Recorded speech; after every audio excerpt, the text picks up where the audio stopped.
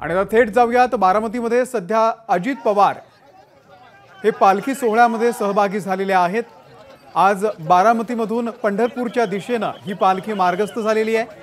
त्यामुळे संत श्रेष्ठ तुकाराम महाराजांच्या या पालखी सोहळ्यामध्ये आज उपमुख्यमंत्री राज्याचे उपमुख्यमंत्री अजित पवार हे सहभागी झालेले आहेत। सुनेत्रा पवार सुद्धा या पालखी सोहळ्यामध्ये सहभागी झाल्याचं कळतंय।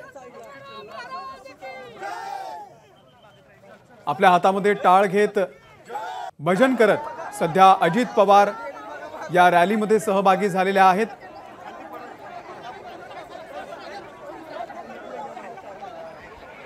आज सकाळीच बारामतीमध्ये त्यांचं आगमन झालं आणि त्यानंतर आता ते या पालखी सोहळ्यामध्ये सहभागी झाले।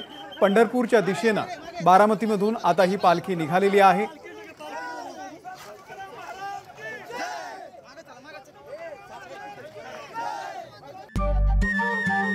नमस्कार। मन शुद्ध तुझं ही वेगळ्याच प्रकारची मालिका तुम्हा सगळ्यांना खूप आवडली होती। याचा दुसरा सीझन कधी येणार अशी विचारणा झाली। प्रतीक्षा संपली आहे मित्रांनो। येतोय मन शुद्ध तुझचा दुसरा सीझन। होई मन शुद्ध